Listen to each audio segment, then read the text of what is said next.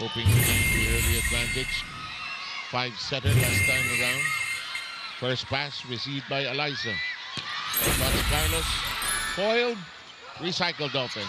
The drop, it's alive. Pancake successful. Eliza gets to it again. Gia reverses.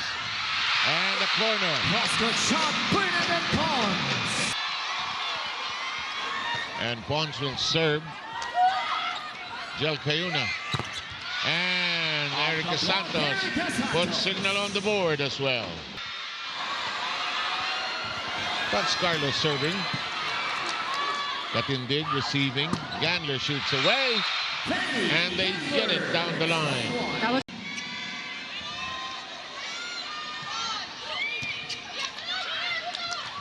Down the middle we go. It's neutralized by the floor. Erica denied. That was a good block. It was a high set for Erica Santos, but diretso sa mga blockers, and you have Pangs Panaga. Her hands to get a read on the block. An improvement talaga for Panaga because so far she's in number 3 top blockers for this conference. As Santos finds the open space, drills it in, making it 10-7 here in the first set.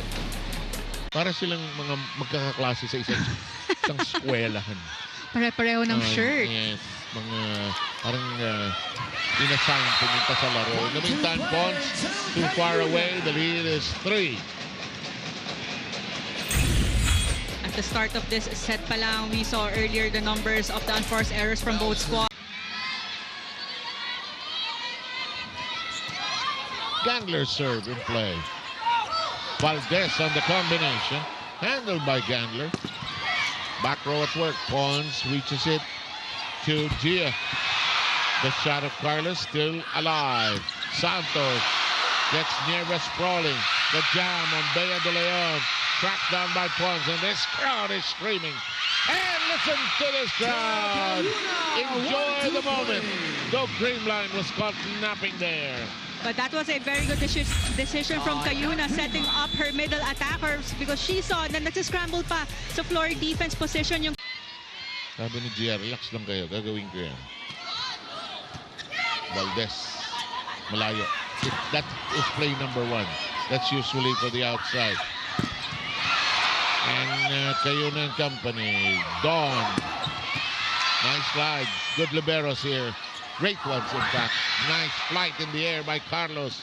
Down the middle, we have the ball alive. Matagal ang mga rally nito. And finally, nakapagay, as they said. Looks long, but Gandler catches it. Here comes the attack. Good slide by Valdez on the floor. Pons shoots. Gandler says, I'm ready for that. This one off the block. Lifted high by Negrito. Pons denied. Pons was finding that down the line angle, but Jel Cayuna was ready. Creamline, their biggest in this battle so far. Negrito. Pons. Lalong isip. And Doria got entangled, nearly slipped there. Pons shoots. Gandler slides. Cayuna kneels. The shot never turns and twirls. That was Gumabaw. Yeah, Michelle is all ready, and this one is scored. Earlier, there was a double substitution for Creamline. Signal has been generally in control of the scoring and the lead in this opening set.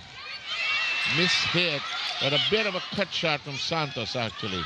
Here comes Cayuna, sets Santos again, but Katindig reading it well.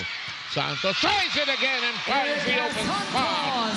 Sobrang bilis mag-adjust ni Erica Santos. Kasi mainit ang ulo nun, gusto makabawi agad. Bawi agad.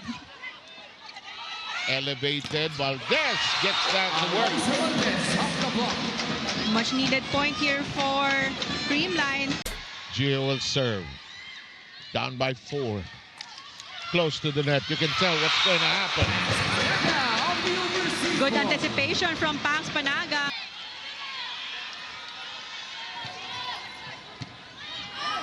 Let's see.